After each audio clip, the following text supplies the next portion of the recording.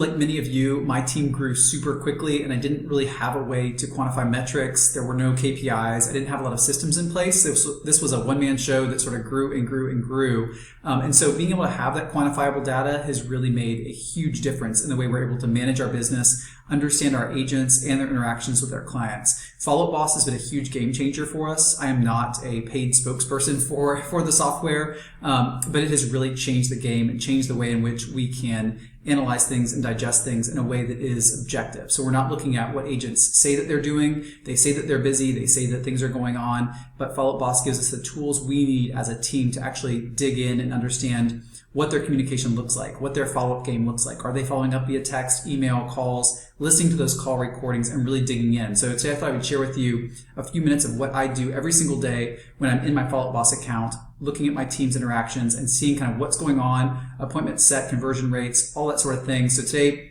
let's dig in and I'm going to show you how we manage our Follow Up Boss account.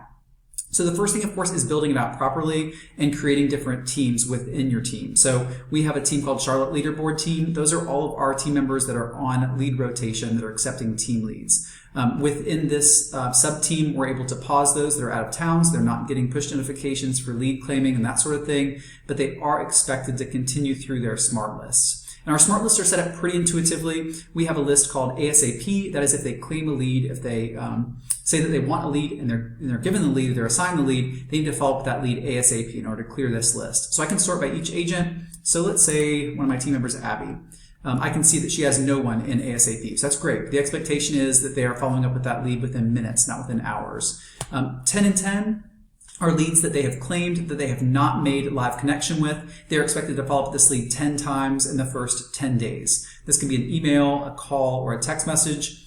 We tend to lean heavier on texts as we find that the conversion is highest with those, but they're expected to do a mixture of those three things.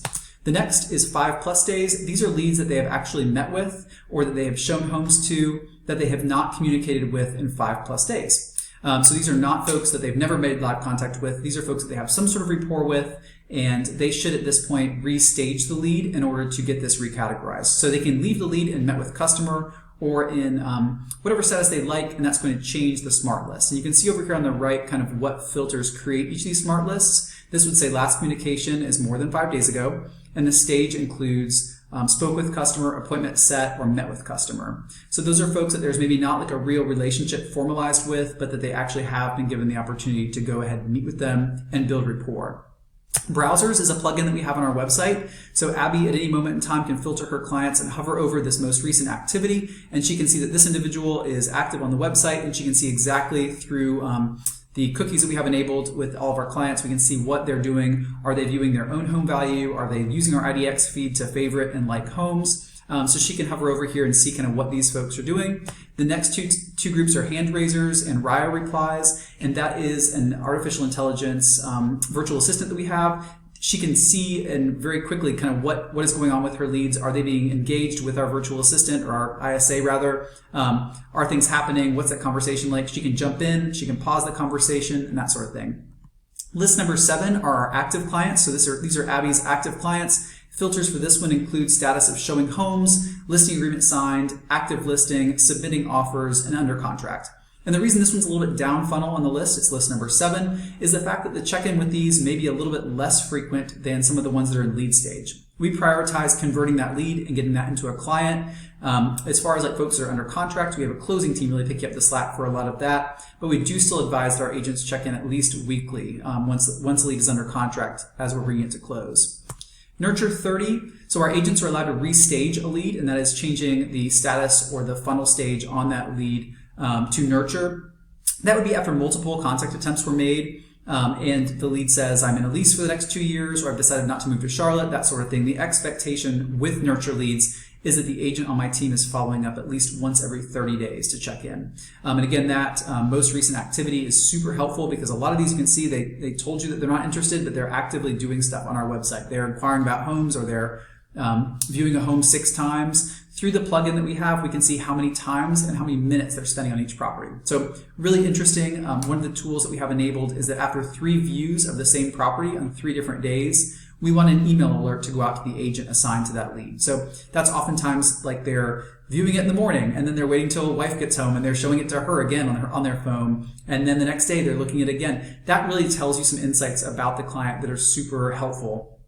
Our search tool, our IDX, is also dynamic, meaning that previously with MLS defined IDX feeds, you set up your search based on what you believe the client wants. They say 400 to 450 or 400 to 500. You set that up and they're locked into that feed, and it doesn't vary or deviate. The thing is people change. They say they want a home on the lake, or they say they want a home in a certain area. Next thing you know, they're on Zillow sending you links to a totally different type of search, totally different type of listing.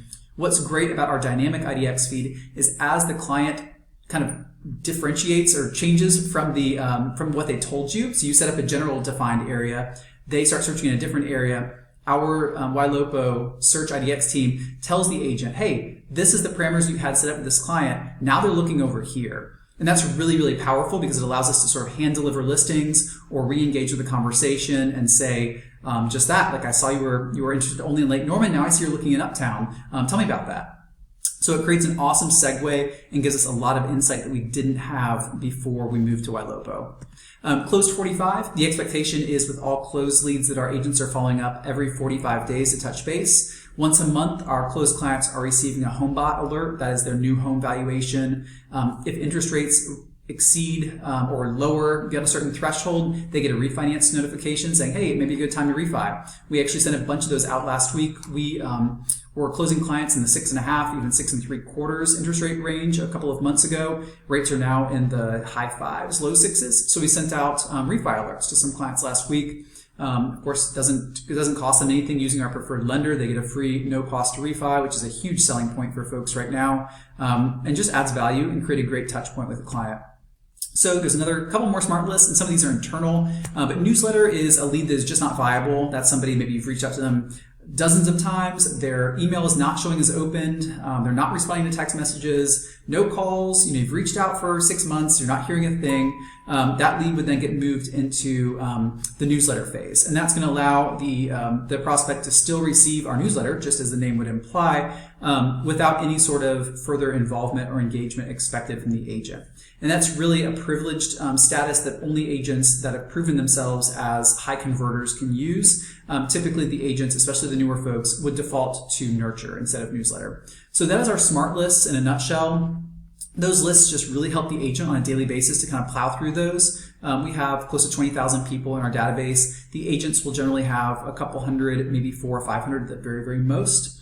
They also go through an internal inbox here. They go through a task list. Their calendar syncs right here. They can track their deals internally. And then from a management perspective, we're getting a ton of insights on the reporting side of things, which are really, really helpful for us. So we're able to see agent activity.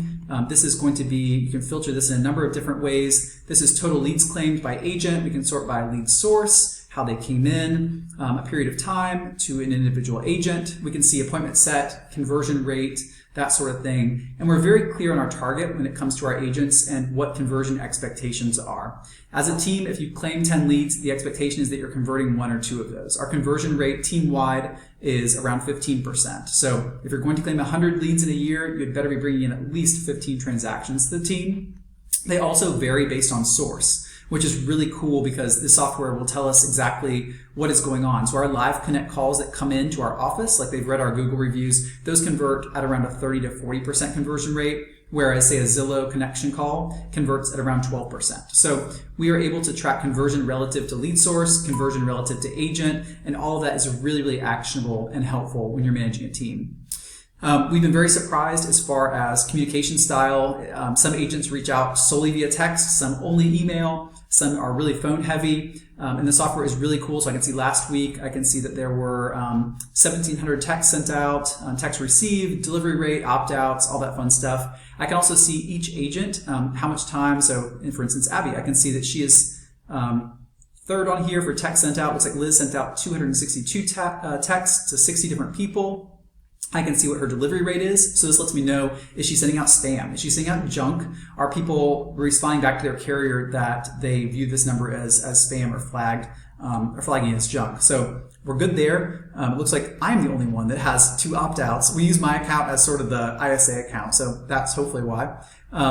But really, really cool, really actionable stuff. I can also see on calls, all the calls are recorded, both incoming and outgoing through Follow Up Boss. And so listening to these calls, basically when we have a new agent for the first 90 days, we hover very closely in on their call. So we're wanting to hear, how are they handling objections? Are they setting that appointment every single time?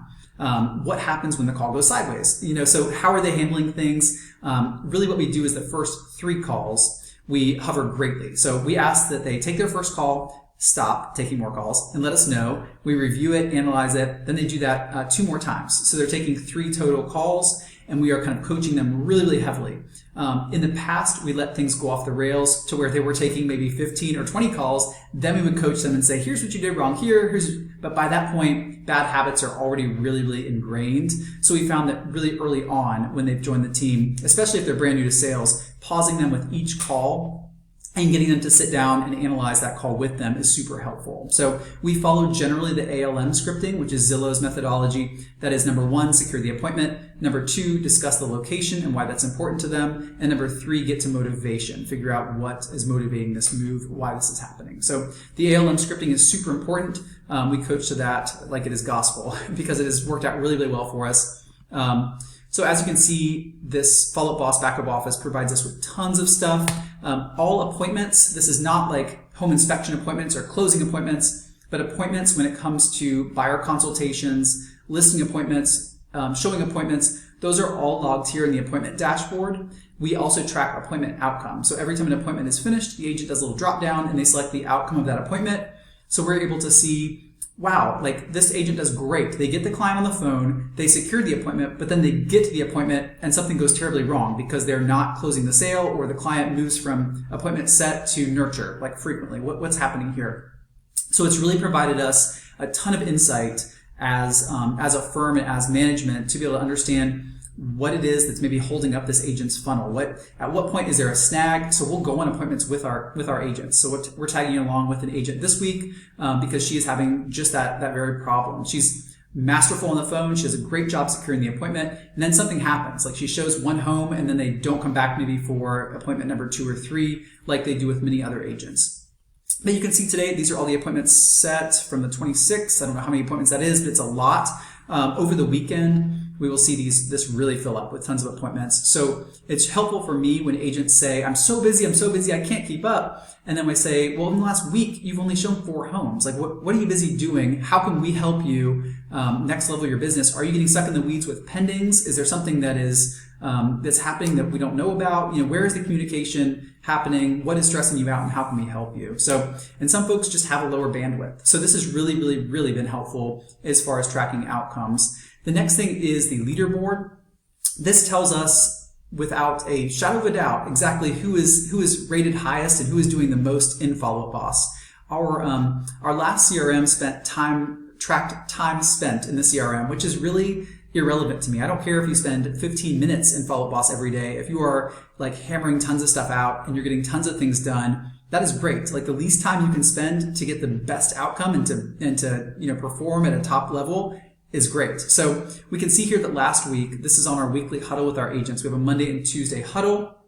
They are required to hop into one of those or both of those, and we go over their metrics. Basically what I just showed you, we filter on an individual agent basis, and we kind of go through these things and take a look at what they've been doing, where there are shortfalls, where there are opportunities for improvement. But looking here at last week, I can see that Salika on our team is ranking the highest, followed by Olivia, Jasmine, Kaylin, Hasty, Liz, Melissa, and what this is a different scoring methodology that Follow Up Boss assigns to each activity. So I can see right here that every appointment that they set to go show a home or to do a listing presentation is 500 points. Every call that they place through Follow Up Boss or that they receive through Follow Up Boss that lasts longer than 2 minutes is, I want to say 200 points or 100 points. Every outbound call attempt is 10 points. Every text sent is 2 points. And every email sent is 1 point. And what this does is really kind of gamify the system. So agents we're not trying to compete with each other necessarily. What we're trying to do is really gain insights into like, this is what this person is doing. She makes $300,000 a year. I want to make $300,000 a year. How does the activities and the things that I'm doing, how do they compare to what she's doing or he's doing? And that is what this leaderboard has done. It's super cool. I've had some folks that get like overly competitive about it. But those that actually take it seriously and use it more as like a data point for what they can be doing to get to that point, I think is really what it was designed for. I love it. When I was a new agent, I would have loved to be able to see what the successful people are doing. And there's no way to fudge this. Like, it's all built in through Follow Up Boss. The points happen automatically based on the appointment set, based on the calls that exceed 2 minutes, and so on and so forth. So there's no way to kind of make this up or to show favoritism or anything like that on a team. So that is our Follow Up Boss in a nutshell. We also have agent goals. I'm not going to click on that since it does show what my agents want to make in income and what they have been. That's kind of private. And do excuse the fact that some of these contacts, or all the contacts, are blurred. That is just a Follow Up Boss ghosting thing if you want to post to YouTube. So that is Follow Up Boss for us in a nutshell, and I hope this was helpful.